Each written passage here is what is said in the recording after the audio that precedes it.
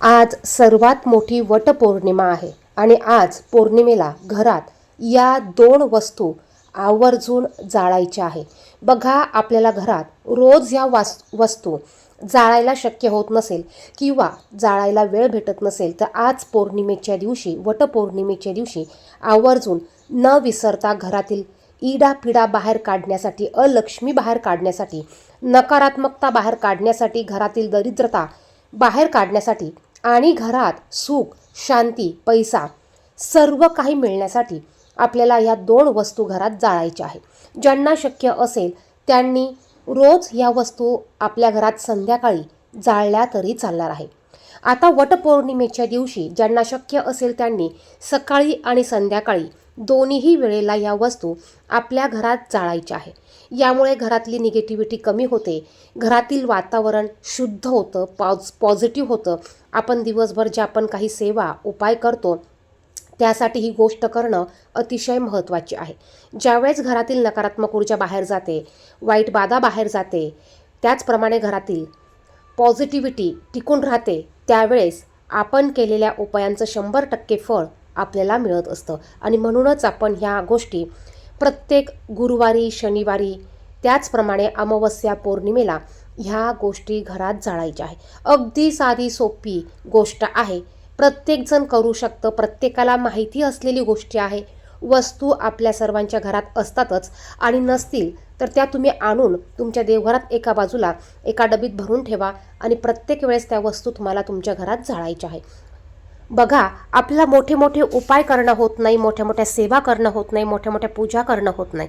त्यामुळेच आपण ही अगदी छोटीशी परंतु अतिशय प्रभावी असलेली गोष्ट आपल्याला घरात करायची आहे. आणि ती म्हणजे आपल्याला संध्याकाळी जो तिन्ही सांजचा वेळ असतो, लक्ष्मी येण्याची वेळ असते, त्यावेळेत हा उपाय, ही सेवा आपल्याला घरात करायची आहे. आता हे करण्या अगोदर तुम्हाला तुमच्या देवघरात धूप दीप प्रज्वलित करायचा आहे. पौर्णिमा असल्यामुळे बाहेर जर का तुळस असेल तर तुळशीला धूप दीप लावून घ्या. त्यानंतर तुम्हाला ह्या वस्तू प्रज्वलित करायच्या आहे. घरात सर्वत्र लाईटी लावून घ्या. दरवाजा, खिडक्या असतील तर खिडक्या थोड्या उघड्या करून ठेवा आणि देवघरासमोर तुम्ही बसून ह्या वस्तू जाळू शकतात. एक तुम्हाला मातीची मोठी पंती किंवा तुम्ही ज्यात ह्या वस्तू जाळत असताल ते भांडं तुम्हाला घ्यायचं आहे. यात तुमच्याकडे जर का शेणकूट, शेणाची गौरी, बघा गाईच्या शेणाची गौरी मिळते, ती तुम्ही आणून ठेवा.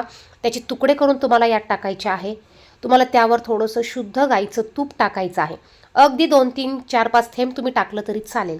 त्यानंतर भीमसेनी कापराच्या वड्या टाका. आता वड्या किती टाकायच्या? प्रत्येक वेळेस तुम्ही 5 वड्या घेऊ शकतात, 3 वड्या घेऊ शकतात, 7 वड्या घेऊ शकतात. 2 लवंगा अखंड फूल असलेल्या, 2 तुम्हाला हिरवी विलायची घ्यायची आहे, 1 दालचिनीचा तुकडा घ्यायचा आहे आणि थोडीशी पिवळी मोहरी घ्यायची आहे. तुम्हाला भीमसेनी कापूर प्रज्वलित केल्यानंतर ह्या सर्व वस्तू तुम्हाला त्यात टाकायच्या आहे किंवा सर्व वस्तू तुम्ही एकत्र घ्या. त्यानंतर त्या सर्व वस्तू तुम्हाला प्रज्वलित करायच्या आहे. जर का तुमच्याकडे तेजपान असेल तर अखंड तेजपत्ता तुम्हाला 1 यामध्ये टाकायचा आहे आणि ह्या वस्तू तुम्हाला प्रज्वलित करायच्या आहे. आता हे करत असताना आपला भाव स्वच्छ असावा, मन शुद्ध असावा, पवित्र असावा, मनात कुठल्याही प्रकारची निगेटिव्हिटी नसावी, नकारात्मक भावना नसावी.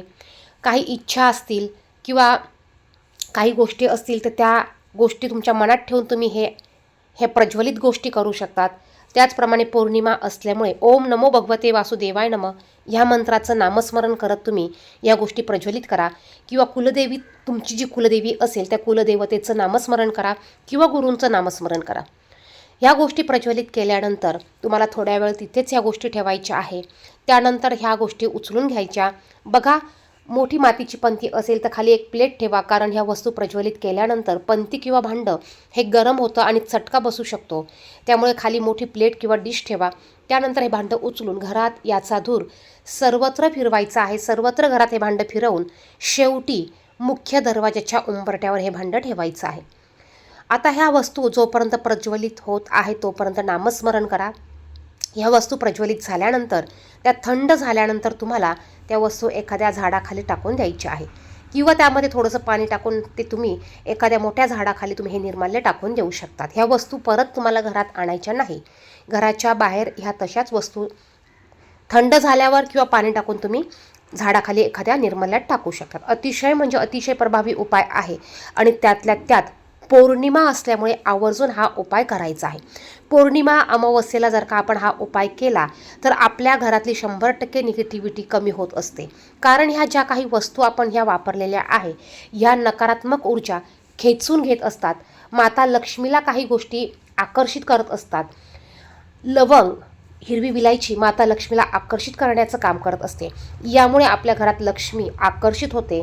भगवान श्रीहरी विष्णू अखंड वास करतात आणि निगेटिव्हिटी घरातनं कायमची बाहेर जात असते. आता निगेटिव्हिटी एकदा गेल्यावर परत येत नाही का, तर बघा ती सारखी येत असते. कोणाच्या पाया वाटे, कोणाकडनं किंवा एखादी नवीन व्यक्ती आली तिच्या वाटे घरात निगेटिव्हिटी ही सारखी बाहेरून येत असते. त्यामुळे वेळोवेळी सारखा आपण हा उपाय करायचा आहे. अत्यंत प्रभावी उपाय आहे. व्हिडिओ आवडला तर नक्कीच व्हिडिओला लाईक करा, शेअर करा. कमेंट बॉक्समध्ये ओम नमो भगवते वासुदेवाय नमः नक्की लिहा. नक्कीच माता लक्ष्मीची कृपा आशीर्वाद तुमच्यावर अखंड राहतील. धन्यवाद. श्री स्वामी समर्थ.